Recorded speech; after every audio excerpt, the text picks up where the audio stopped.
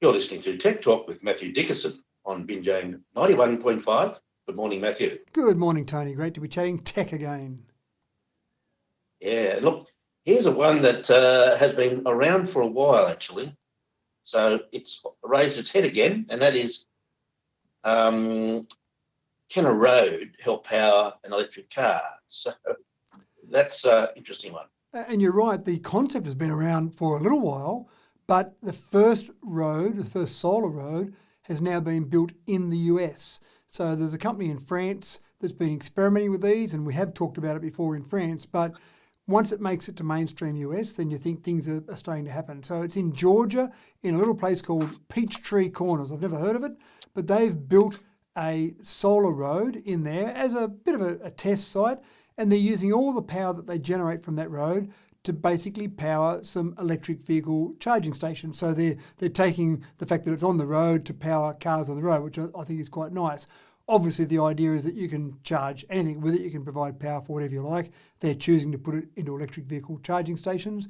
But if this experiment is successful, and I can't see any reason why it won't be, they're then starting to talk about other areas they might use. For example, they're talking about footpaths, or of course, as they call them in America, sidewalks. So they're talking about turning some of those into some solar generation areas, obviously more roads. And when you think about a road, it's a pretty good spot to have solar panels.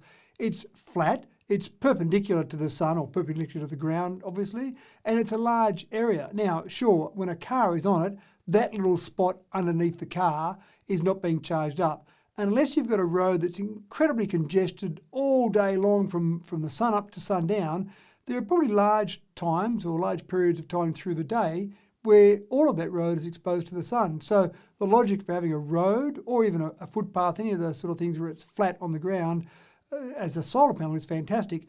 Obviously, the real trick here is in making solar panels that are strong enough for cars, trucks, people, everything to go on top of. And that's the challenge for the French company that's made these solar panels. But again, they've done enough testing elsewhere. I think they've pretty well got that right. So I look forward to seeing this and hopefully more of these roll out across the world. Yeah, so this next question you've given me, apparently I've got to do a Superman impersonation. Is that right? Sure, I'd like you to do a Superman impersonation. Well, it says here, look, up in the sky, it's a bird, it's a plane, it's the internet. It's not Superman, it's the internet. So you may have heard of a company called Loon, Loon, which is an offshoot or a company that's created by Google or now owned by the parent company called Alphabet.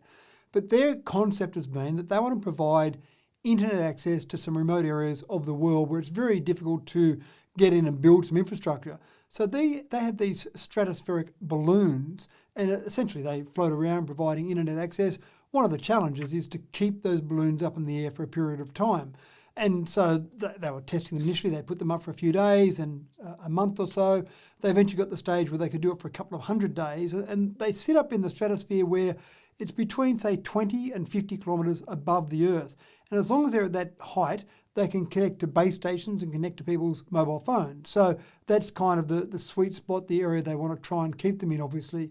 And keeping them in there and relying on updrafts, they've got helium tanks on them. They can keep putting some helium in, but that helium leaks out through the balloon or dissipates from the bottom of the balloon. So they can't have an endless supply of helium. But they recently got to the stage where they got about 200 odd days up in the sky, which was fantastic. But they've now started utilising artificial intelligence. So the pilot is not a human pilot trying to get the right flow of air and moving it around slightly to get that right flow of air. They rely on artificial intelligence and they rely on a whole range of bits of information from weather to see where those drafts are going, where they're going up, where they're going down, and moving those balloons into those particular areas.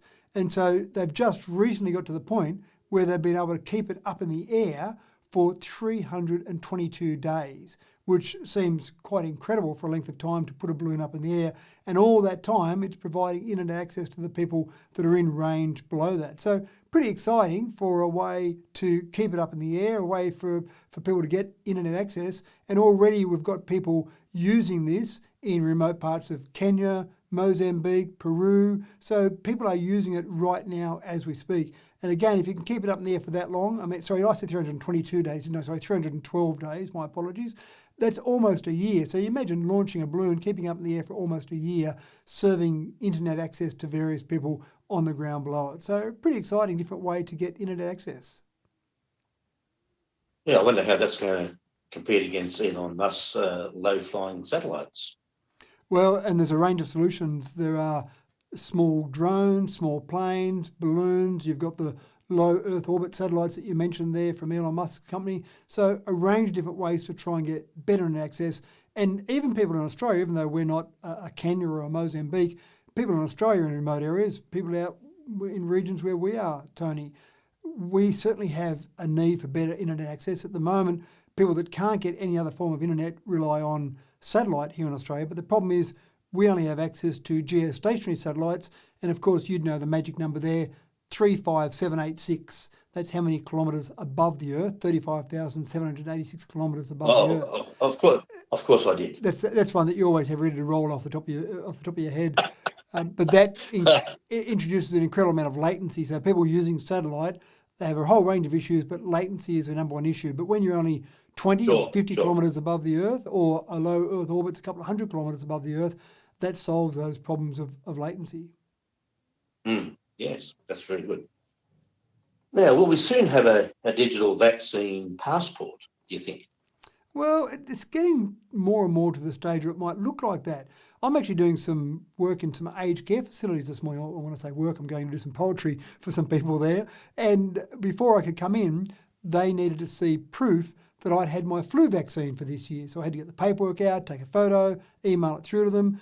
But when we've got things like flu vaccines, when we've got COVID-19 vaccines just starting to be rolled out across the world, and obviously that'll ramp up pretty quickly, there's probably a pretty good chance for you to go and participate in society, I suppose is the way to put it.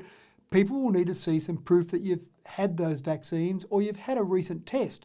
And even Qantas recently suggested that they might want to see an immunity passport, they called it, before passengers are allowed on board. So if you get to the point where we think we're a little bit on top of COVID-19 and then we've got a vaccine rolled out, the last thing you want is a major outbreak by someone going somewhere and they haven't had the vaccine. So I think we'll get to the point fairly soon where we'll see some sort of rollout of some sort of digital passport. In New South Wales now, we've got the Service New South Wales app. That's used for a lot of people when they go into a cafe or a restaurant. It wouldn't be a lot of trouble to roll that out a step further and be able to register your vaccinations that you might have in there.